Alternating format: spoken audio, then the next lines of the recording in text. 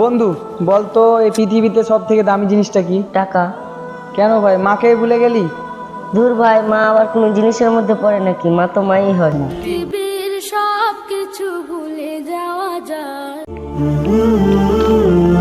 বন্ধু বলতো জীবন থেকে কিছু কিছু জিনিস হারিয়ে গেলে আবার কিছু কিছু জিনিস ফিরে পাওয়া যায়, কিন্তু জীবন থেকে একটা জিনিস হারালে কখনো ফিরে পাওয়া যায় না। কি? আচ্ছা মামা, তুমি কি জানো? না, আমি তো জানি না। আচ্ছা ভাই, বলো তো কি সেটা জিনিস? কেন ভাই, মাকেই ভুলে গেলে? মা জীবন থেকে একবার চলে গেলে আর জীবনে ফিরে আসে। যদি আল্লাহকে ভালোবাসো তাহলে কোরআন পড়ো, যদি নবীকে ভালোবাসো তাহলে হাদিস পড়ো। যদি ইসলাম ধর্ম পেয়ে যারা খুশি একমাত্র তারাই বলি আলহামদুলিল্লাহ।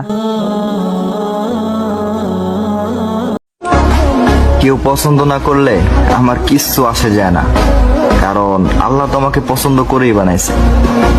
আলহামদুলিল্লাহ।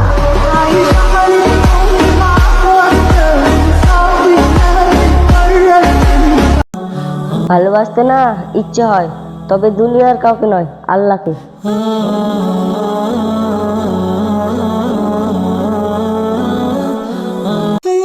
ইসলাম আমাকে শিখিয়েছে কাউকে হিংসা নয়, ভালোবাসতে শিখো।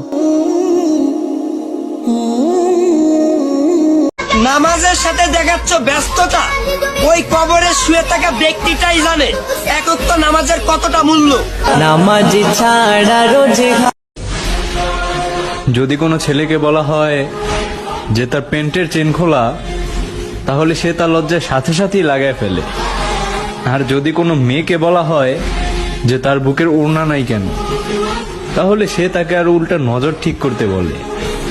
তাহলে কি এইখান থেকেই আমরা ধরে নিব যে মেয়েদের থেকে ছেলেদের লজ্জাটাই বেশি?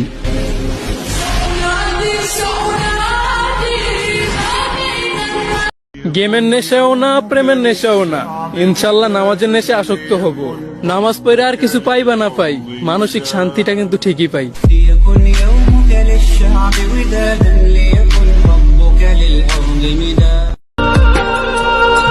মুখের মেকআপ নষ্ট হয়ে যাবে, মুখের মেকআপ নষ্ট হয়ে যাবে এই ভেবে হাজারো মেয়ে উজু করে না, আর 5 ওয়াক্ত উজু করতে হবে এই ভেবে হাজারো মেয়ে মেকআপ করে না।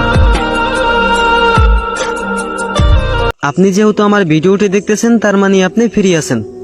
আসেন এই সুযোগে আজকে আমরা জাহান্নামের আগুন থেকে বাঁচার দোয়াটি শেয়ার করি এবং অন্য মুসলমানকে জাহান্নামের আগুন থেকে বাঁচাই। দোয়াটি হলো আল্লাহুম্মা আজিরনা মিনান নার। আর এই দোয়াটি 5 জনকে শেয়ার করো।